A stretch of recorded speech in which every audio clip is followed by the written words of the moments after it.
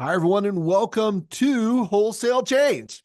It's the webcast and podcast from Distribution Strategy Group, where we offer thought leadership for wholesale change agents like you. Because if you're on this show, you're probably a wholesale change agent too. Hello, my good friend, Jonathan Bein. It's been ages. I know it has been ages. So this is Jonathan Bein, in case you've forgotten. He's my business partner and my co-host on Wholesale Change. I'm Ian Heller. We're both a distribution strategy group, and we have a fantastic show for you today, don't we, bud? We do. My hair has gotten more gray since we last collaborated, Ian. I have less hair than the last time we collaborated, so we got to do this more Progress. often. We got to do these more often. Yeah, Life gets in the way of our educational fun. indeed. So let's do a little bit of business before we get into the content itself. Jonathan, you should be looking at our Demand RX slide. I hope you are. Indeed. So this is a fantastic tool. It estimates end market demand by product category and by geography. And what makes it so incredibly good is that we use your data to put together these estimates by account of what they should be buying by product category. People use it for sales coaching, Jonathan. They Absolutely. use, yeah, I mean, that's a big use of it, right? It's like, well, here's what this account is buying. Here's what they should be buying. People use it for estimating wallet share and market share. And we've got benchmarking built in, so you can see, oh, no, that's the wrong tool. But this has got fantastic resources so that you can understand exactly how you're doing versus how you should be doing with accounts, and you can make your sales force much more productive. Fair enough? Absolutely. Yeah, you can focus on growing with existing accounts by knowing where the gaps are. And then you can also use an ideal customer profile to target prospects that look like your best customers. So whether it's Yeah. wallet share or market share, this is the tool. Yeah, reach out to Jonathan at jbein, Jbein, at distributionstrategy.com. His email address is there on the screen if you're joining us for the web version. Okay, now here's the conference you got to attend. It's the Profit and Productivity Summit. It's November 11th through 13th in Chicago. Incredible lineup of speakers. How often have you taken time out of your business to work on your business's profitability beyond just raising prices? I mean, look, you want to maximize margin. I get it. But you also need to understand cost to serve. What's your net profitability of your customers? You need to understand how you can buy smarter and better by centralizing purchasing, putting more purchasing under strategic buying agreements, doing a better job with productivity across your enterprise, including with how you get paid by your customers. I mean, there are multiple approaches to productivity and profitability that can transform your business results. And it's interesting to me that distributors, as good as operators as they are, tend not to take time out to focus on these things, Jonathan. Okay, make sure you register soon. Go to profitandproductivity.com to see the whole lineup. If you register by September 23rd, you get to have dinner with Jonathan and me. You get access to a VIP lounge. You get a wine basket, an upgraded room, and some other cool things. So go to profitandproductivity.com or distributionstrategy.com and link on the top banner to attend this conference. It's cheaper right now because it's early bird pricing. If you can't make it, send someone else from your company. It'll make a huge difference. This is one of those conferences where it's like, okay, it's going to pay for itself many times over. For heaven's sake, send someone. Okay. All right. And Wholesale Change is brought to you by our friends at ECI Evolution X, ECI's best in class e-commerce solution.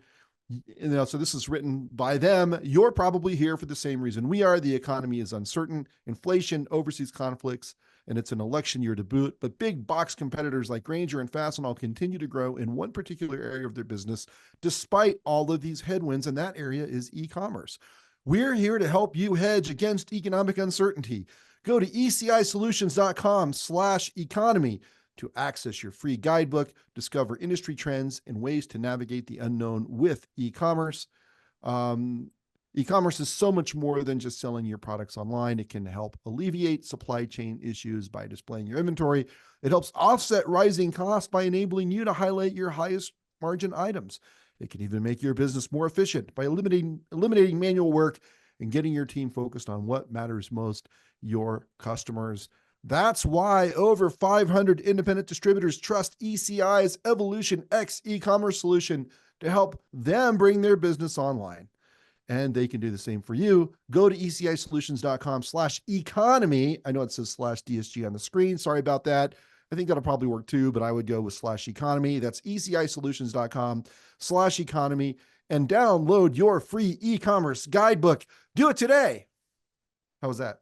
Let me just add one thing. Yeah. You mentioned 500 customers. These guys aren't getting traction. They've gotten traction. Yeah, that's right. Right. And they are really present in a lot of the North American based distributors. So definitely check them out if you're looking at e-commerce. Absolutely. Absolutely. Okay. Now let's bring in our guest, one of my favorite people in the whole industry, not just because he's brilliant, but because he's a great guy. He's been at our place having dinner with us. We know him well. Please welcome to Wholesale Change, Alex Chausovsky from Bundy Group.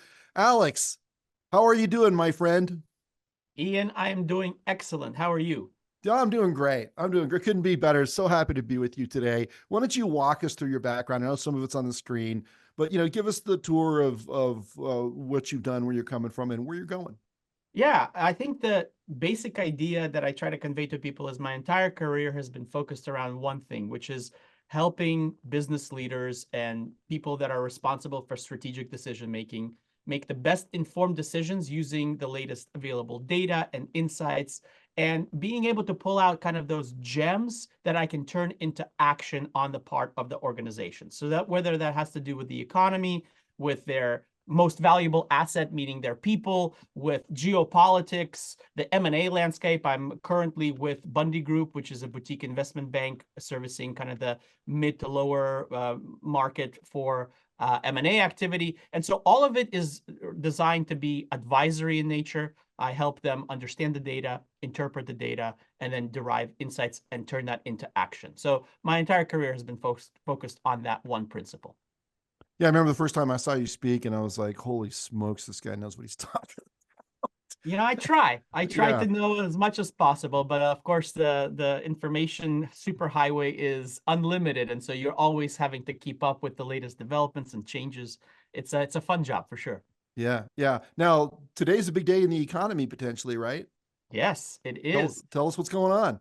Well, we've got the long anticipated, highly awaited, and couldn't come soon enough changes to the Federal Reserve's federal funds rate coming today. Chairman Powell making the announcement later this afternoon based on how the meeting goes. Right now, it's a toss-up with the market expecting either a 25 basis point cut or a 50 basis point cut.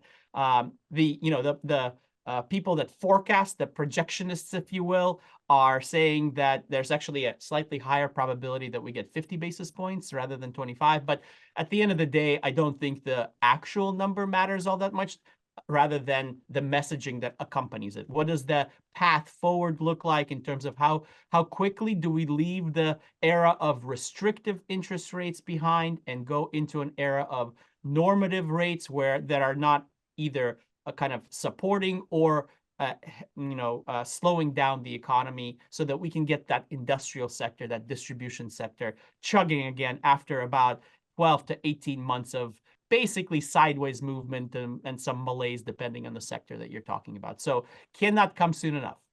Okay, so question for you. Yes. I mean, inflation's down, about 2.5% right now. Yeah. Job growth it's slowed down, but it's still pretty positive. The Fed's at a point where they're cutting interest rates today. Did the Fed actually pull off the elusive soft landing? I mean, everything that is in the data, right? It's not about how you feel about your own circumstances, but the Right. data, the readings that are infallible, meaning like this is actual data coming in, says that, yeah, they pretty much pulled off the soft landing, at least so far through the third quarter of 2024, where we are today. We've got most people in this country that want a job have one, right? Yes, the unemployment rate is slightly higher than it was, about 0.5%, but largely that's a function of people joining the labor market. So the numerator is getting larger rather than the denominator. And therefore, it is not a function of massive layoffs, which is what we typically see when we see a significant increase in the unemployment rate. Inflation, as you mentioned, has come down. Now, there are still pockets of stickiness. Rent and housing inflation is higher than it should be. Some services sectors inflation is higher, insurance, things of that nature. But by and large, yes, inflation is now kind of in the striking zone of that 2% target. Honestly, I think it's done better than most people expected relative to the 8 to 9% year-over-year inflation that we had not that long ago. So to see us back here, coupled with the fact that we haven't had massive layoffs and that by macroeconomic standards, the GDP continues to chug along, that we have retail environment continues to outperform. We just got a report yesterday that showed, once again, exceeding expectations. So the consumer, which drives 70% of the US economy, is willing and able to spend money in the retail environment. And I think that all comes together to say, yeah, so far, so good. They've nailed that soft landing that everybody was doubtful about. So when we think about the inflation piece, though, the rate is down, but the rate is on top of several years of being up, right? Yes. So Yes. so you can tell people that the rate is down, but what they're feeling is the aggregate effect, the compounded effect of a couple of years of inflation. Yeah, Is that a fair statement? It's such an astute point, Jonathan. So I'm quite active on LinkedIn, putting commentary and analysis all the time. I kid you not, every single time I make a post about the deceleration in inflation, people respond with, well, but prices are so much higher than they were 3 years ago. The price of eggs, the price of going out to eat, the price of rent, all of this stuff. And they're absolutely right? Inflation over the last 3 to 4 years means that we are paying between 25 and 30% more for the things that we buy today on average than we did pre-pandemic. And it's a function of human psychology, right? We are holding on to the way it used to be. Well, I remember I paid, this much for a dozen eggs. Now I go to the grocery store and my bill is 30 to 40% higher, if not more than that, depending on where you live. So yeah, it's absolutely true. Prices across the board are elevated, but the reality is, prices are very, very rarely going to go down, and we're not anticipating that. So I think it is really important for people to, normalize what the pricing environment is now. And rather than yearning for the days of old where they were paying less for things, they've got to figure out how to operate in an environment that just has higher prices across the board. And this is true for individuals and their personal finances. And this is also very true for businesses and organizations across the landscape, particularly for distributors as well. Relative to other countries, how has the US done in terms of inflation over that longer time period from COVID and then recently? How do we stand relative to other countries? Well, it differs depending on the region you're talking about. I think if you look at our trajectory relative to Europe, for example, I would say that we've done better than the Europeans. We didn't have inflation go as high as they did, and we were quicker in seeing it come back down. In fact, if you look at inflation in many of the leading industrial economies in Europe, whether that's France or Germany, the UK, Spain, it's still elevated relative to US levels of inflation. If you look at other parts of the world, Asia, for example, in China, they're actually facing the risk of deflation right now because the demand is so weak over there that that producers and businesses of all types are actually cutting prices in order to stimulate some economic activity. And then you look at places like Japan, for example, which has been very, very kind of flat. So it really depends on where in the world you're looking. But I would say, largely speaking, the US has outperformed in its battle with inflation relative to many other parts around the globe. What's been the performance of wages versus inflation? I mean, because really it's about buying power. Ultimately, it's not about absolute prices.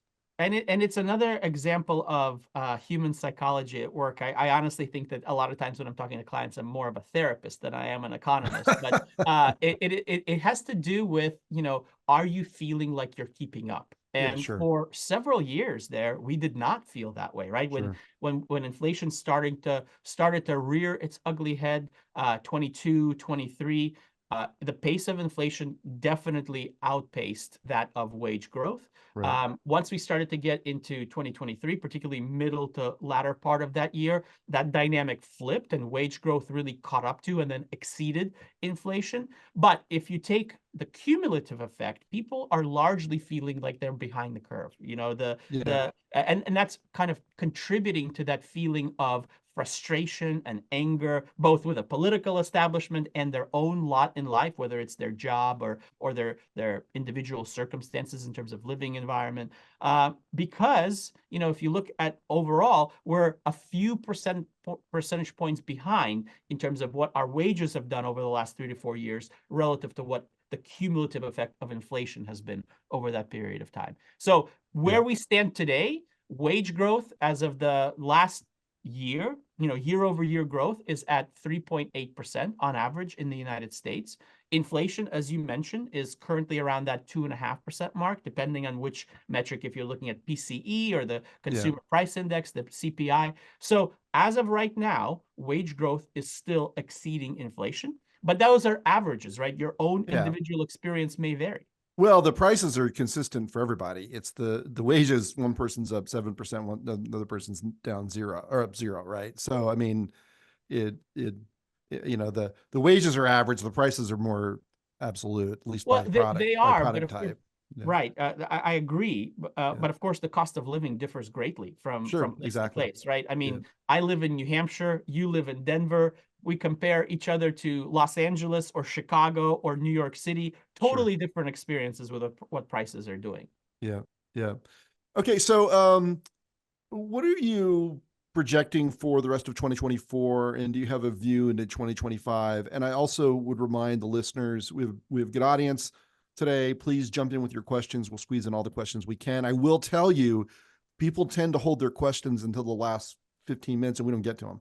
So if you want your question answered, then ask it sooner and you have a The better time shot. is now. The Yeah, time it is. Sooner the better. Yeah. Yeah. Okay, But so let me break down the answer in a couple of buckets, right? okay. Because talking about the overall economy oftentimes kind of masks the nuances of what's going on at the level of different sectors of the economy. So I touched on the consumer side.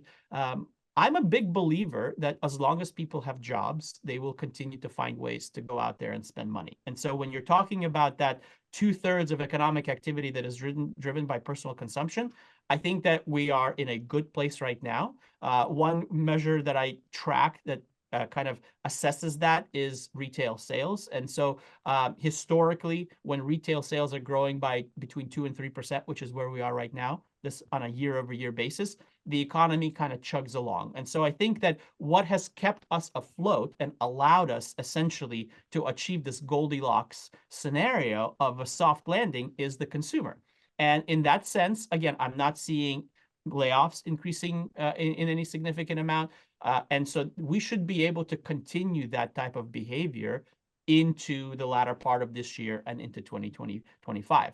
And a large part of that is that most of the money that we're spending is on kind of needs. Now, we are being preferential and we're shifting some of our preferences, right? The focus on goods that we had in 22 and 21 when we were cooped up in our houses, that has faded. We're now much more geared towards experiences. That includes vacations, it includes eating out, it includes spending time with our family and friends. And so the services part of the economy is definitely getting a lift currently at the expense in many times of the goods.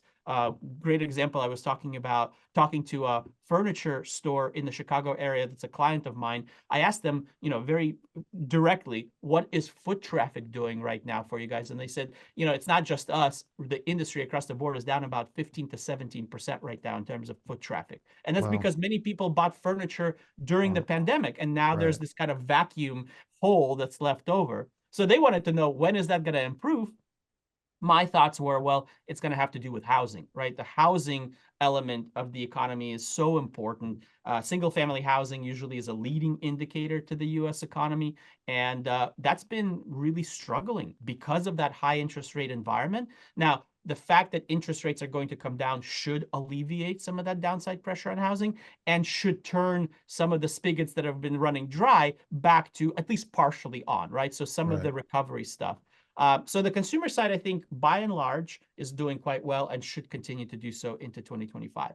On the industrial side, and in context of distribution in particular, it's been quite different, right? We've had essentially flat to slightly negative performance across the board. It does differ by the specific vertical market that you're talking about. You look at industrial production, the broadest measure of the B2B side of the economy, and it's currently down 0.2% over year. So essentially flat, but with, again, some of that downside bias. I pay attention to a lot of different leading indicators that give me a sense of what's to come in the next 6, 9, 12 months. They're pointing to some rise in the economy, and it makes sense logically when you think about the industrial sector. That has been really, really hurt by the high interest rate environment, the high cost of capital, and the fact that companies are trying not to borrow at 9, 10, 11, 12%. And they're kind of making do with what they've got. So orders for capital goods like equipment, machinery are down in some cases quite substantially, again, depending on the segment of the economy. But they're looking to start rising again in terms of a cyclical performance. That means that the downside pressure should ease, and we should start to see some acceleration into late 24 through, I would say, probably the first, second quarter of 2025. Now, the longest leading indicator that I have is the Purchasing Managers Index, right? That is a survey where they're asking people that are actually responsible for future buying to what is your outlook on the future behavior that you expect to deploy yourself. And what we're seeing is in the last 3 to 4 months, now keep in mind, this has a full year of future visibility into the economic landscape. So we're now talking about kind of mid to third quarter 2025, it started to turn down again. So that could be corroborating evidence that the Fed has basically waited too long to start these interest rate cuts. Now, I think if we get a meaningful move from them and signage that they're going to continue to get away from the restrictive policy that they've had for the last year, year and a half, to one that's more neutral or even slightly accommodative, that can turn around very, very quickly. But right now, I'm seeing near term, the next 3 to 6 months, slight acceleration and an improvement in the industrial space. And then beyond that, I think it's going to largely depend on how quickly can we get away from restrictive interest rate policy and the high cost of money, and one that's a little bit more normative or even slightly accommodative. Yeah. I think I didn't know until we talked this morning that the market was actually factoring in more than a quarter point increase. I mean, nobody knows for sure, but that's the probability. Right. And I know there are, political concerns and everything else, but I do feel like that's the right thing to do, and I hope they do it. Yeah, I agree. I think that they've achieved their desired outcome. They've battled inflation. They've basically won that war. They are not wanting to see any further deterioration in the labor market. You mentioned this earlier, right? It's definitely a lot softer now than it was even in the first half of this year. That's right. So let's head that off. Let's go ahead and start with a 50 basis point cut. That would be my advocacy for the Fed. Yeah. Okay, so we've got 4 questions since I asked for them. Awesome. Let's go. All right. What do you think is going to happen with the Department of Labor salary threshold increase that is scheduled? I think it's scheduled for January. And what impact will that have on the economy as a whole? This is the reclassification of who qualifies for overtime. Yes. I mean, I will say in general, when the federal government makes these policy changes, they're typically not that significant in terms of the broader impact on the overall economy. They could be very significant at the specific industry level or for a specific company, right? But from a macroeconomic basis, what we're seeing is a lot of the changes at the federal government level. You talk about minimum wage, you talk about things like that. They're oftentimes playing catch up to the reality of the marketplace on the ground. And so while I do think it can be very disruptive, I don't think from a macroeconomic perspective, it's going to result in some of the kind of worst case scenarios that people are saying that all of a sudden companies are not going to be able to afford things anymore. Companies will find a way to work around these things to make sure that they still get the work done that needs to be done. That's my take on it. Okay, right. Okay. So the next question is, given that we've had what looks like a soft landing, can we expect faster uptick in spending on goods and housing compared to past dips. I think preface this, by the way, and mention that's coming from somebody in Canada. My answer to that would be careful no. And the reason for that is that in order to get acceleration, you're dealing with the concept of reciprocal pressure. So if you look at the business cycle, as far as things come down, let's use the COVID environment as an example. We were shut in our homes. We couldn't go out and spend money. So retail sales for a brief period of time basically fell off a cliff. There was a very sharp V-shaped downturn. Now, once we opened things back up, the rebound essentially mirrored the shape of that V on the upside, right? So you get a 10% decline, you're going to get a 12 to 15% rebound because that's how math works to get to the levels that you were seeing as a trend line before the downturn. So in this case, because we haven't had a significant decline, I don't expect a significant acceleration in the growth rates, again, because we're not coming off of the lows that are typically associated with a downturn because we had this soft landing. Mm-hmm. So I would expect things to tick up, a few percent, but not anything that we saw in 21 or 2022. So temper the expectations of a rebound. What we're really looking for is how does the trend line, and this is something that's really important for people to think about, the COVID pandemic and all of the associated economic impact was such an aberration, such an outlier, that you really have to go back to the trend line for the macroeconomy and for your business to the pre-pandemic period of 2018 and 2019. And so if you look at what that slope of ascent was like back then and track it out without the disruption of pandemic and what it would be today, given the dynamics of your industry or your company, that's the type of typical performance that you're looking to replicate. And that doesn't involve a very significant acceleration of growth. Good. Okay. Very, very good answer. Right. So there's been no drop, so there can't be a bounce, basically. Basically. That's okay. Right. All right. So here's a question. Address the deflation of specific commodities. And examples are plywood, lumber, flooring, and cabinets, where a distribution company makes a margin over COGS, which is a big issue to balancing OPEX inflation. So, distributors can get trapped in this leverage effect where they bought stuff for more, then it comes down in price. They have to sell it at market prices to the customer. Exactly. So but their OPEX has gone up. Yeah. Right. So, I was on the other side of that equation. We decided to make a major deck renovation in 2021. And so we ended up paying 150% more for lumber than was quoted to us 3 months before. So I'm keenly sensitive to this conversation. So lumber, but this applies more broadly to the other commodities. I mean, this is a really, really difficult thing for distributors to navigate.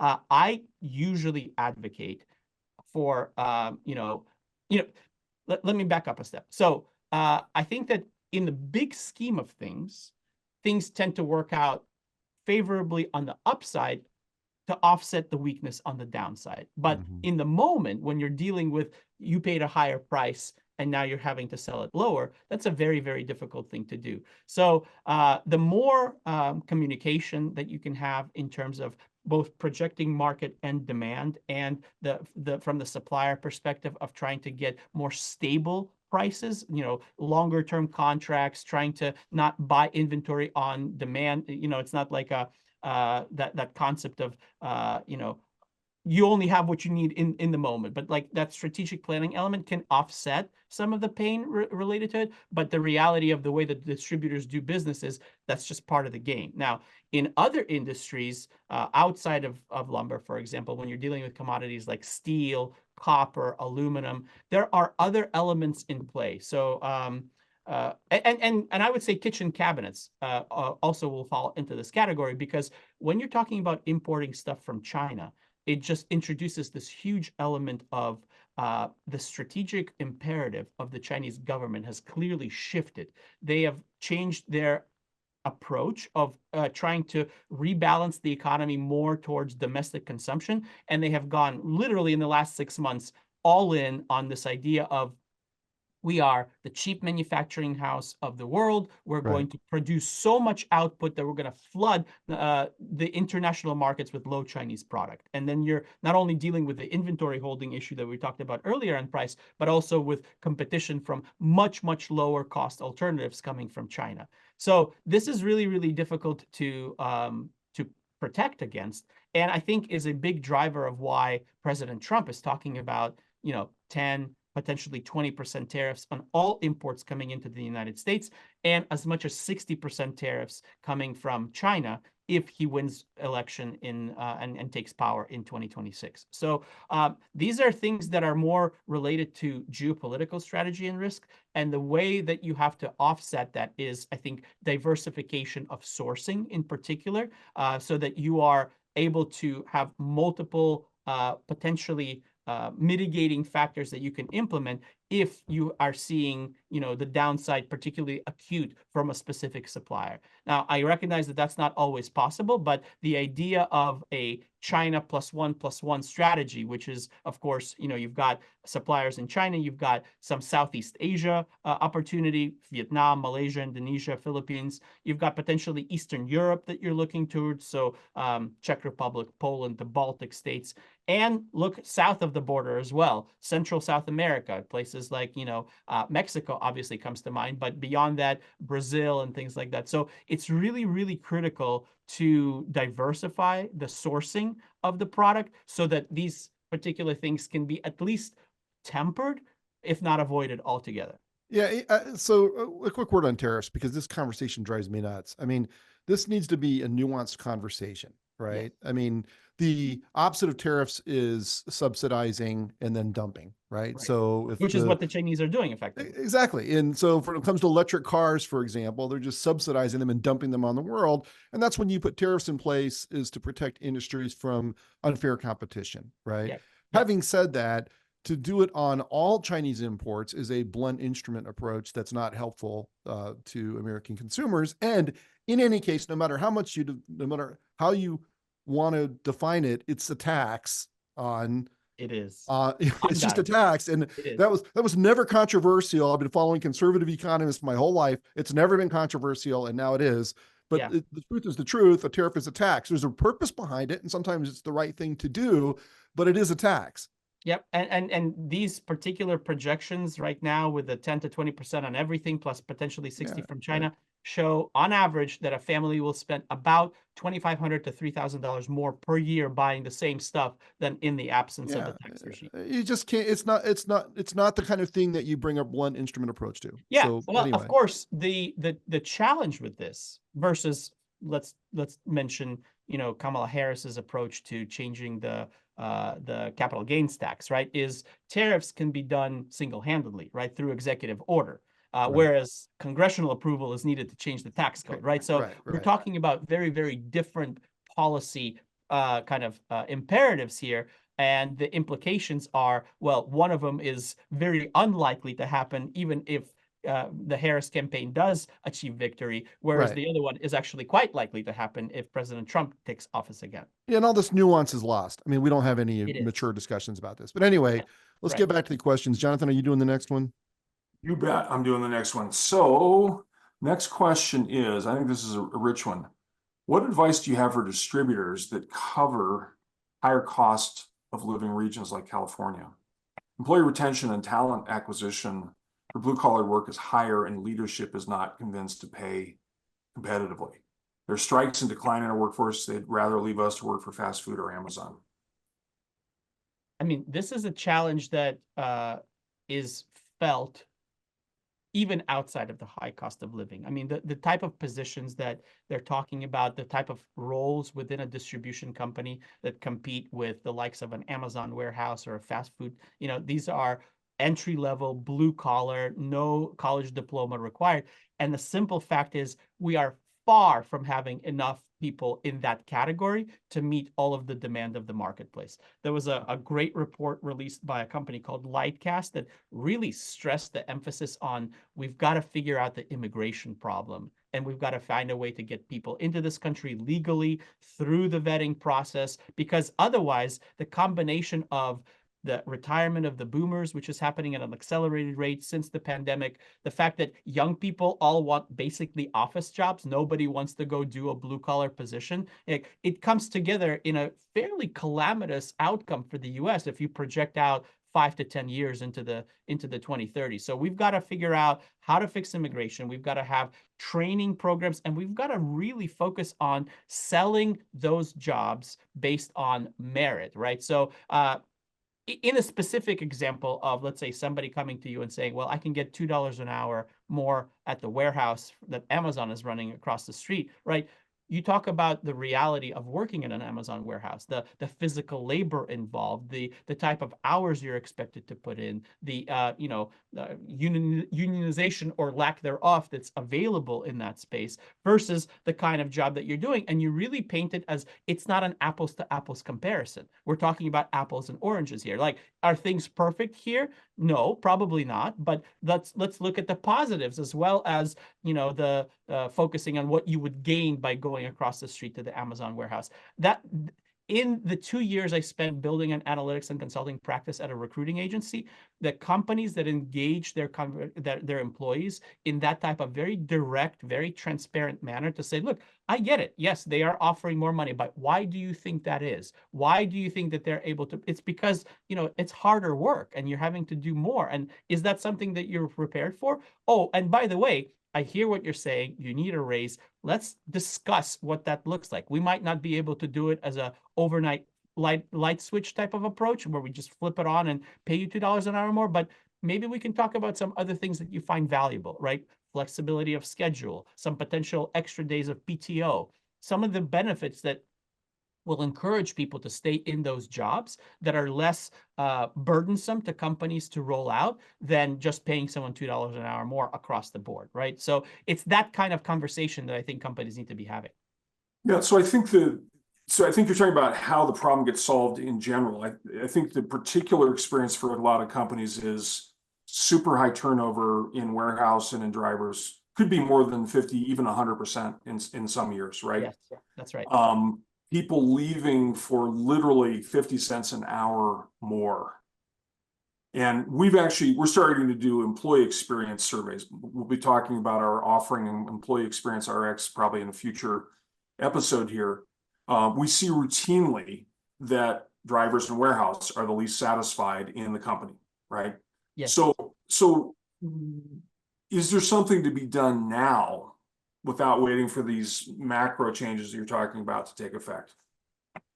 Well, I think the first step is understanding where you actually are relative to what the competitive market wages in your area are dictating where you should be, right? A lot of companies have elevated their game on the comp side, and some of them have not. They've just said, this is what we've been paying. This is what we're going to continue to pay. We see a wage comp. Wage, absolutely. I mean, Okay. again, if you look at, there are lots of platforms. I use a tool called Labor IQ that gives you very regionally specific, down to the NAICS code. So I can tell you specific types of distribution. If you look at a particular position with X numbers of experience, X number of years of experience, this type of education, and then specific to the company size too, right? So smaller companies typically pay slightly less than larger companies, but have additional benefits that they can add in terms of scale and access to senior leadership and things like that. So understanding what the competitive rate in your marketplace is, and then using that information to, in some cases, push back on unrealistic asks from your employee. That's certainly part of it. Availability of resources. This is something I've been talking about in my keynotes for a while, is you just have to understand that even with a softer economy, you will have to beat inflation in terms of the wage growth that you're putting out there. And you've got to figure out how to gain efficiency and productivity in other parts of your business to create more budget for the HR expense. That's just what it's going to take to keep people. We have a very substantial, even to this day, disconnect between the opportunities available out there in the marketplace and the people that are willing to fill those roles. And so you're operating in an environment where supply is lower than demand, and you've got to be reactive to that. So knowing what the competitive wages are and then being willing to actually adjust to that, maybe not overnight, but in general as a concept, is critical to improving the retention rates for some of those particularly high turnover roles, like you said, field service technicians, CDL drivers, frontline people in retail and in restaurants and things like that. All of those things have to be brought to bear. What was that website? Someone's asking. It's called Labor IQ. Labor IQ. It's a really interesting tool. I've used it with trade associations. I've used it to help individual companies. It is a platform that's really, really granular, which is what I like about that over like a payscale.com or a salary.com. It takes it to the company size level and specific to the vertical market level, which really hones in on this is the rate that's competitive for your company size and in your industry and location. Okay, good. Now let's talk about supply chains for a minute, because we all went through the nightmare of what happened during COVID, and now some of us are going, I'm starting to see some, unfamiliar or some familiar haunting signals, right? So, you've got the major freight lines who are avoiding the Red Sea and the Suez Canal and going around the Horn of Africa because of terrorist attacks. And Panama Canal feels like the drought is recovering and it's coming back, and so the volume is beginning to recover, but that was kind of nightmarish for a while. There's been a lot of congestion in Singapore. And of course, we're heading into the peak holiday season, and container costs have jumped way up again. So, I mean, are we about to see the sequel to the pandemic supply chain problems, or is this just a temporary set of bumps, or do you know? Well, there's going to be bumps for sure. Right. We are in a period of deglobalization. It is very evident from the developments of the last several years. COVID certainly accelerated a pre-existing trend, and deglobalization comes with increasingly fraught geopolitical risk considerations. And part of that in the shipping area is certainly, expect higher costs, expect longer times in terms of getting product, particularly from Asia to either the European or the American markets. But that can also be said between Europe and the United States as well.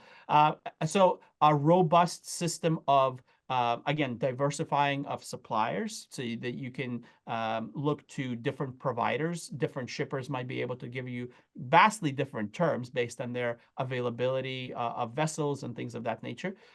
You have to look very carefully at insurance as a mitigation tactic to offset the potential disruption that some of this logistics challenges will present.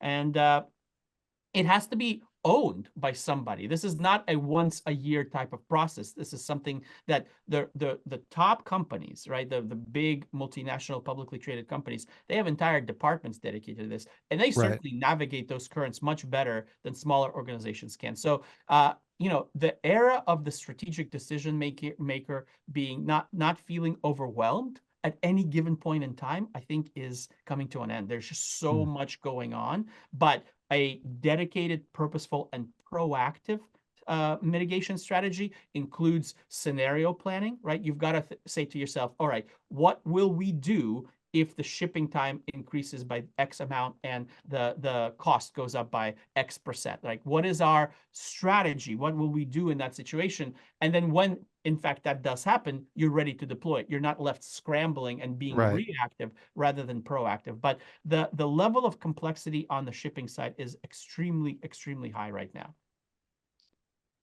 Yeah. What are there other risks out there that people should be aware of that are geopolitical in nature? It feels like it's a dangerous world, right? There's a lot going on. There are, threats of, Russia doing nuclear tests, and, NATO seems to be standing up to Putin, and, we've got an election coming up in the United States with two very, very different candidates. How do people think through these things? And I mean, I think you provide help with that kind of thinking. Yeah. So, I mean, if I look at the three hotspots of conflict around the world today, that's the Russia-Ukraine conflict, that's the Middle East conflict, and then China-Taiwan tension, right? You've got two of them in direct military confrontation. One is more hybrid escalation type of scenario. That's China-Taiwan. I think the biggest threat to me right now, and this has been very evident with what's going on in Lebanon and Syria with the pagers and now the radios exploding as a result of Israeli government interference with the supply chain, is a significant risk of escalation on the military front in the Middle East, meaning Israel, Lebanon, Israel, Yemen, Israel, Syria, Israel, Iraq, and then I think a much higher chance of a direct conflict between Israel and Iran. So from a impact perspective, I think if that does come to pass, the energy side of the market is going to see tremendous price increases and volatility. Right. And so you're going to be paying more for energy across the board. I think that while in the near term, the Russia-Ukraine conflict could see a military escalation, that's actually playing into more probability of a diplomatic de-escalation once we get into late this year, early next year. There are several mechanisms already in play that are kind of pointing to that. And then, of course, the scenario in China-Taiwan is a fascinating one to follow. So most people are afraid of China militarily invading Taiwan. The reality is they do not have to do that to accomplish their objectives. Taiwan and its semiconductor production sector in particular relies so heavily on imports of energy that China would simply have to require any energy transfers to first stop by a Chinese port for reportation in order to cut Taiwan off from its production capacity. So they can achieve everything they want in terms of dominating the conversation and the occurrences of the industry in Taiwan without having to resort to military means. Now, they're going to rattle those sabers to keep everyone on their toes for sure, but they don't want to destroy the semiconductor production facilities in Taiwan any more than we want them to do that. So they want that intact. And so as a result, I think my answer to your question would be, I'm really in the near term concerned about a major conflagration erupting in the Middle East beyond what we're seeing on the ground today and the effect that that would have on energy prices. That could certainly be very inflationary in the near term if we were to see energy costs shoot up, double-digit percentages. And the whole conversation around inflation abating might be tabled for a period of time until that conflict resolves itself.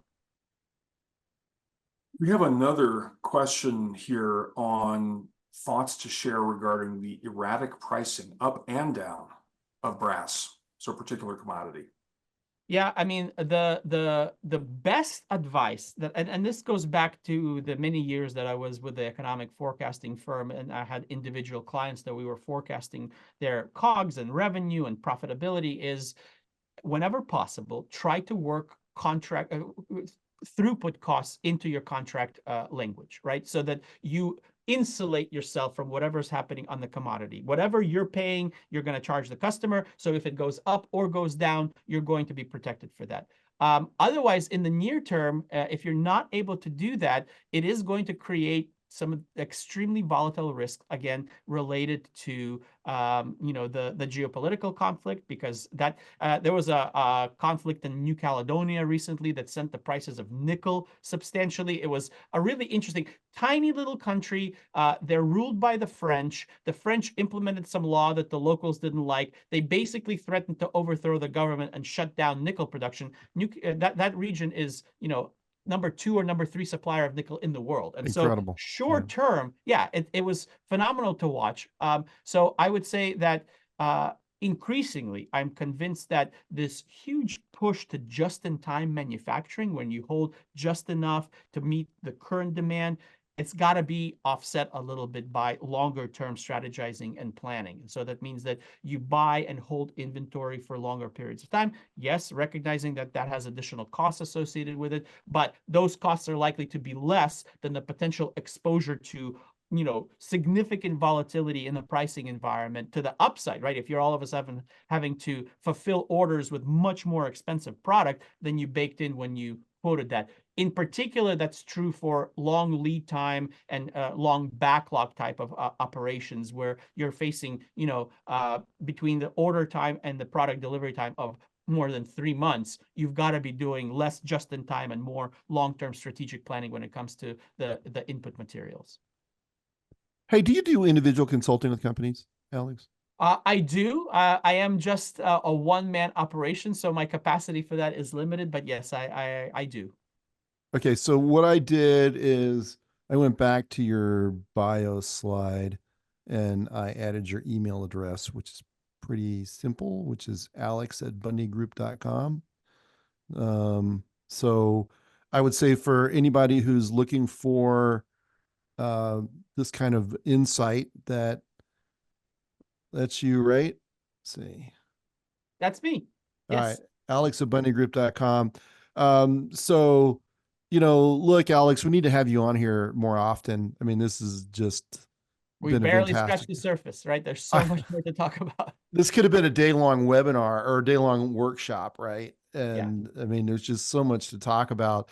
And then let's see, when does the Fed get announced today? Do you know the timing of that, or is it It'll just be any? this afternoon, probably around Okay. 3 or 4 in the afternoon after their Okay. meeting is over. They're also going to issue their famous dot plot chart, which is the projections of what they're likely to do with economic policy. I would say Right. pay more attention to that than you're paying attention to what actually happens in terms of the cut that they issue today. In Yeah. particular, what does the next 3 to 6 months look like? How quickly are we able to get to away from that restrictive interest rate policy to one that is more neutral in nature? Yeah. And I guess the last thing is, I mean, my experience, and I think I've heard you guys say this before, is that um, operating a distribution firm, or really operating most companies, it's not very affected by who's elected president. That's the effect of that. If you look at the historical uh, data, is overstated. So focus on operating your company. Don't obsess about, if person A or person B gets elected. And we all have our preferences. But if you look at the data about how the economy performs after an election, there's like zero correlation between how it performs Republicans versus Democrats. Is that Yeah, true?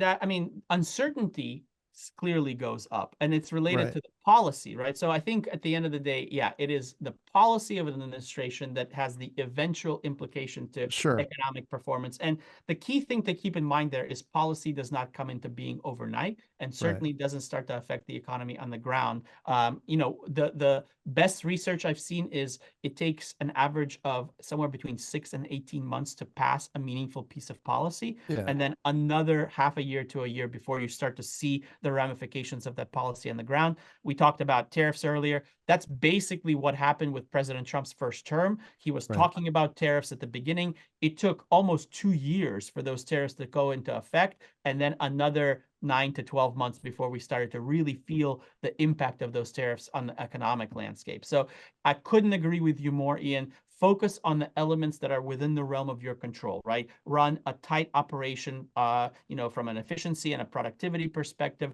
Right. Look towards, diversification when it comes to supply chain and sourcing and all of the things related to that. And once you understand what policy is going to change, then you can start building those scenarios that tell you this Right. is what we're going to do given the reality on the ground. But until that happens, it's just a guessing game and no sense in losing sleep over it. Yeah. Got it. Okay, good. So, all right. So our next program, please join us again on October 2nd at noon Eastern, 9 a.m. when Jonathan and I will do the State of E-commerce, sponsored by ECI Evolution X and our friends at Epicor. This is the best practice study, which means it's got a lot of research information in it. This has really been changing rapidly in distribution lately. It feels like we're, past the tipping point, and people are understanding better how to measure these efforts and how to make them work. And you're going to need this no matter who gets elected. So I guess that's it. Alex, thanks so much for joining us. It was great to talk to you. We'll have you back again soon. Jonathan, is always great to work with you. And thanks for everyone for attending today.